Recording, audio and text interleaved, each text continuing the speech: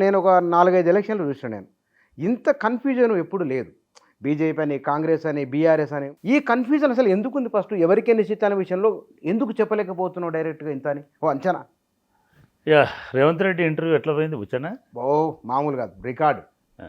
కానీ రికార్డు కానీ చాలామంది ఈ సగటు రాజకీయ పార్టీలతో ఉండే ప్రేక్షకులకి బుచ్చన్ ఏంటిది, ప్రొఫెసర్ గంటా చక్రపాణి ఏంటిది అనేది అర్థం కాక అవును. రకరకాలైనటువంటి కామెంట్లు చేస్తున్నారు. సరే, వాటిని పట్టించుకోవాల్సిన అవసరం లేదు. ఇప్పటికి కూడా ఇవాళకి కూడా కాంగ్రెస్ పార్టీ వైఖరి అనేటువంటిది మోడీని గద్దె దించడానికి ఉపయోగపడుతుందనేటువంటి అభిప్రాయం దేశవ్యాప్తంగా వచ్చింది. అది దేని ద్వారా వచ్చిందంటే, ముస్లింలను అట్లా అటాక్ చేయడము తప్పు అని మాట్లాడినటువంటి, గట్టిగా మాట్లాడినటువంటి, ప్రశ్నించినటువంటి పార్టీగా కాంగ్రెస్ పార్టీ, అదేవిధంగా రేవంత్ రెడ్డి ఉంటాడు. సరే, ఇదొక అంశం. ఇకపోతే మీరు అడిగిన దాంట్లో అయోమయం అనేటువంటిది తెలంగాణలో ప్రివైల్ అయింది. ఆంధ్రలో అయోమయం లేదు. ఆంధ్రలో పోటాపోటీ వాతావరణం ఉంది.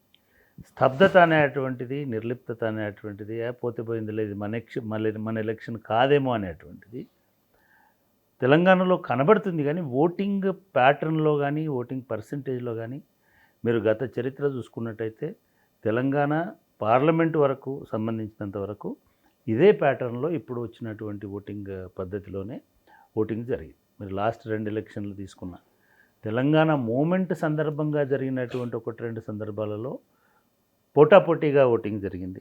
70%, 80% పోలింగ్ అయినటువంటి సందర్భాలు కూడా మనకు ఉన్నాయి. కానీ తర్వాత వచ్చినటువంటి మొన్నటి ఎలక్షన్లో కూడా ఇదే 65-67%లోనే అన్ని చోట్ల ఆగింది. నిజానికి ఇవాళ కొన్ని రూరల్ కాన్స్టిట్యున్సీస్లో ఇక్కడ కూడా 70% దాటినటువంటి పోలింగ్ సరళి మనం చూడవచ్చు. ఒక 4-5 కాన్స్టిట్యున్సీస్లో అదే స్థాయిలో జరిగింది. అర్బన్ కాన్స్టిట్యున్సీస్లో ముఖ్యంగా హైదరాబాద్ చుట్టూ ఉన్నటువంటి 5 నియోజకవర్గాలు, 4 నియోజకవర్గాల్లో కొంత పోలింగ్ సరళి, పోలింగ్ రేషియో అనేటువంటిది, ప్యాటర్న్ అనేది కొంత తక్కువ ఉన్నమాట వాస్తవం.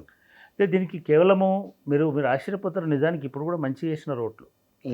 మీరు ఒక టైంలో చంద్రబాబు నాయుడు గారు ఉన్న కాలంలో మున్సిపల్ కార్పొరేషన్కి డైరెక్ట్ ఎన్నికలు పెట్టినాడు. తీగల కృష్ణారెడ్డి గారు అప్పుడు మేయర్గా పోటీ చేసినారు. 25% ఓట్లే పోలైనాయి అప్పుడు హైదరాబాద్ సిటీలో.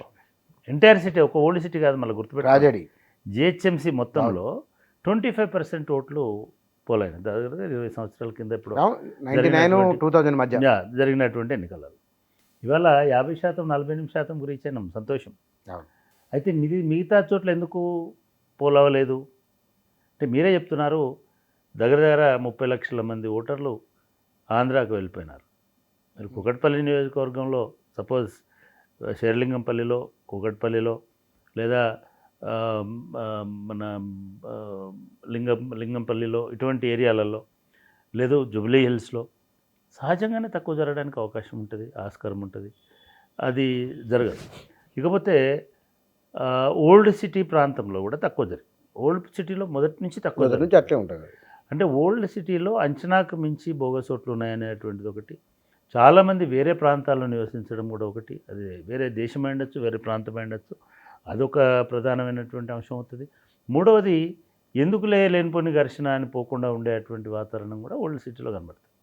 కాబట్టి మనకు హైదరాబాద్ లేదా తెలంగాణ ఓటర్లకు సంబంధించినంత వరకు పూర్తి స్పష్టత లేదు అనేది ఒకటి. రెండవ కారణం ఏంటంటే, ఓన్లీ పార్లమెంట్గా జరుగుతున్నాయి ఎన్నికలు. మొన్ననే అసెంబ్లీ ఎన్నికలు జరిగినాయి. అంటే ఈ అసెంబ్లీ ఎగ్జైట్మెంట్ ఇంకా పోలే. దానిలోంచి పార్లమెంట్ ఎన్నికల్ని పెద్దగా ఎవరు సీరియస్గా చూడట్లేదు. మరోపక్క మీరు టీవీ ఆన్ చేస్తే ఆంధ్రప్రదేశ్ ఎన్నికల మీద కొట్లాటలు, బాంబులు, దాడులు ఇవన్నీ జరుగుతూ 82% పోలింగ్ దాకా పోతున్నటువంటి వాతావరణం అక్కడ కనబడుతుంది. కాబట్టి తెలంగాణలో ఒక అస్పష్టత ఉందనేటువంటి ఇది బహుశా అటువంటి వాతావరణం అనేటువంటిది మనకు కనబడుతుండొచ్చు. కానీ ప్రజల్లో చాలా స్పష్టత ఉంది. ప్రజల్లో కొంతమందిలో ఒక అయోమయం కూడా కాదు, దాన్ని ఏమంటామంటే ఒక ఆశ ఉంది, లేదా ఒక రకమైనటువంటి కృతజ్ఞత ఉంది. అది కనబడుతుంది. అయితే ఈ ఆశా కృతజ్ఞత అనేటువంటిది ఏంటివి, ఎవరికి ఆశా కృతజ్ఞత అనేటువంటిది దేవుడికి ఉన్నట్టుగా కనబడుతూ ఉంది చాలా చోట్ల గ్రామీణ ప్రాంతాలలో. అంటే 2-3 కాన్స్టిట్యున్సీస్లో మాట్లాడుతున్నప్పుడు మనము లాస్ట్ టైం కూడా అనుకున్నాము, ఒక మిడిల్ క్లాస్ అనేటువంటిది చాలా ప్రమాదకరంగా మారబోతుంది ప్రజాస్వామ్య వ్యవస్థకు అనేటువంటిది మొదటి అబ్జర్వేషన్. దీని గురించి మళ్ళీ మాట్లాడదాం. ఓకే.